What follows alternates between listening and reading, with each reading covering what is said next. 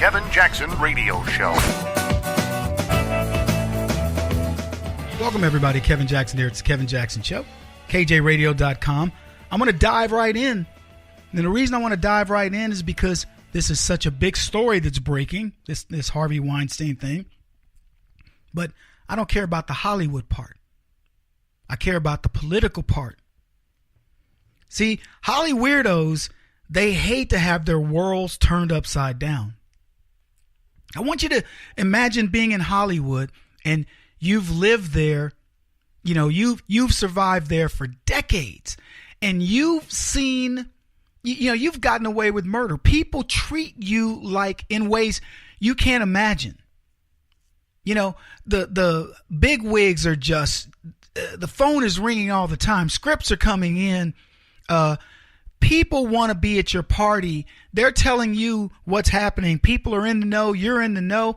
It's just a moving and shaking town, and you got to do nothing. All you have to do is build that reputation. You have to be bigger than life. And the more bigger than life you become, the bigger you are. It's funny, I was talking to one of my drivers that picks me up for Fox, and he says, what was that guy worth, Kevin? And I said, he's worth $170 million. And he went, that's all? And I went, yeah, isn't that strange? And I go, first of all, $170 million is a lot of money. But we think that he's a multi-billionaire because of the size of, you know, the size, the enormity of this scandal. But that's what he was building towards. Guy's worth $170 million. I don't know what his brother's worth. You know, throw the company all together. Maybe they were total value of $500 million, which is not nothing to sneeze at, but it's not huge money. Spielberg and what's his name? The guy that makes Star Wars. Those guys are worth, you know, maybe close to $1 billion. I don't know. They're worth more than Harvey Weinstein. But he's a mover and a shaker. So you build your reputation on how big the perception is of you. And Weinstein was God. I mean, that's what, what's her name? Meryl Streep called him. God.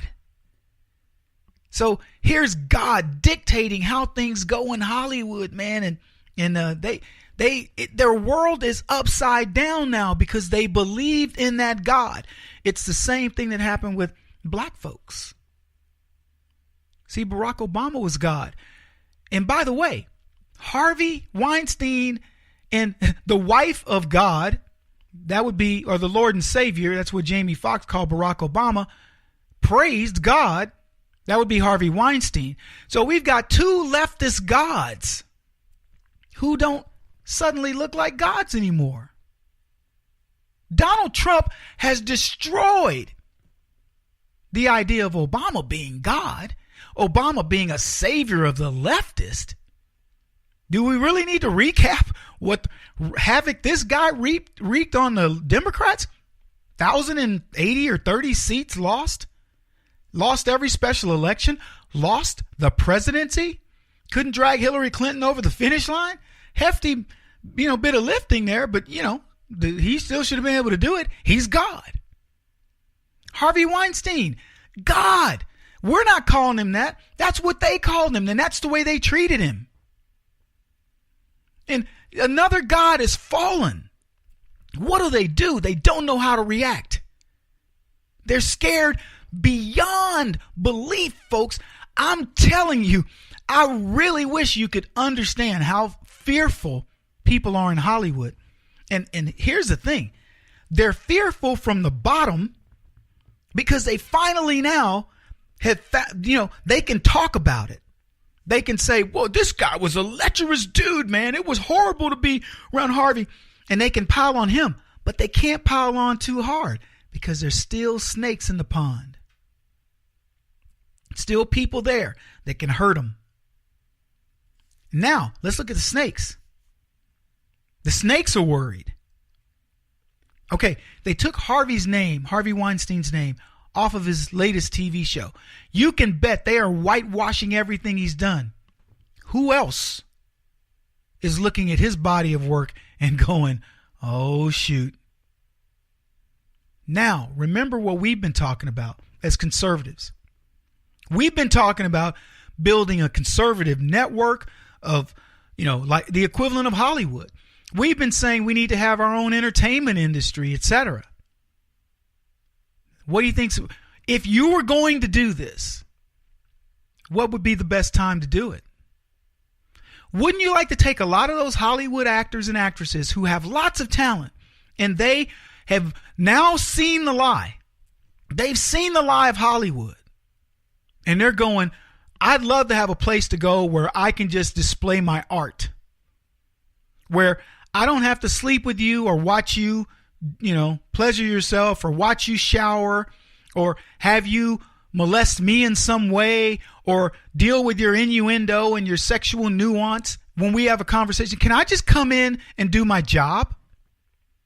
Remember who argues for this, who argues for, sexual harassment training and seminars and all this stuff.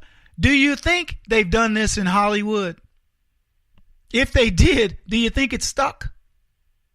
How many people were involved in the scandal of Harvey Weinstein? Think about it. I don't know how big his company is, but it's pretty big. They said his administrative assistants or producers would set up these girls. They would call them and say, hey, I'd like you to come have a meeting with me, blah, blah, blah. And the girls would go. And then the producer, the female, would meet with them and go, hey, listen, I got to run, but Harvey's here with you. We'll talk to you in a little bit when he's done with you. And they just leave. That was the modus operandi. Just as complicit in everything that's happening as Harvey himself. So I want you to understand, folks, a lot of people were keeping this under wraps, and they've been dealing with this knowing that you're right, knowing that the sanctimonious conservatives are right about them. They go home and hear about Donald Trump, and they hear us saying, look, we support this man because there's a lot more going on the left, and they don't want to tell you, and they're snakes, and they're scoundrels, and they're, whatever.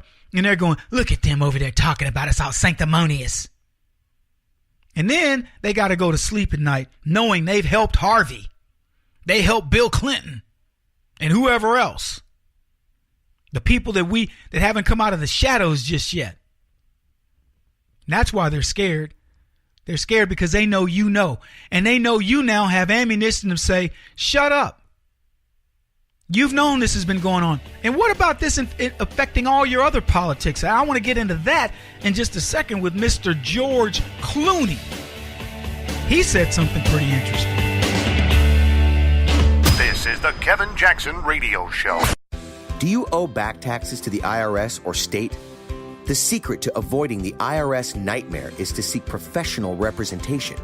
My friends at Security Tax Associates provide the most cost-effective and ethical representation in the industry while helping to avoid seizures, levies, and wage garnishments. Security Tax Associates is here to ensure that the appropriate steps are taken to permanently eliminate any possibility of future tax burdens once and for all.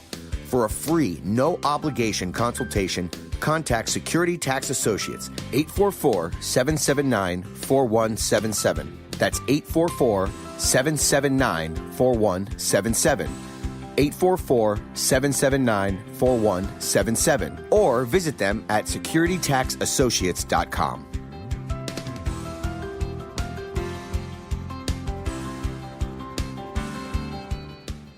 Beth Cook Moranville, author of Closer Than Your Breath, a book of hope. Hope, that wonderful, wonderful four-letter word that you may feel completely out of.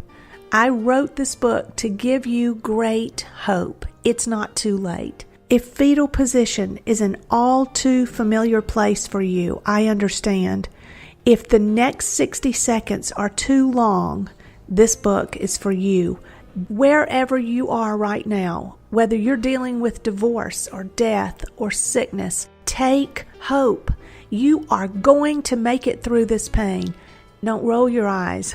I've walked this road and I know it. The best is yet to come. Closer Than Your Breath, a book of hope from author and speaker Beth Cook Moranville, can be found on Amazon.com or Kindle.com. For more information, visit closerthanyourBreath.com or on Facebook at Closer Than Your Breath.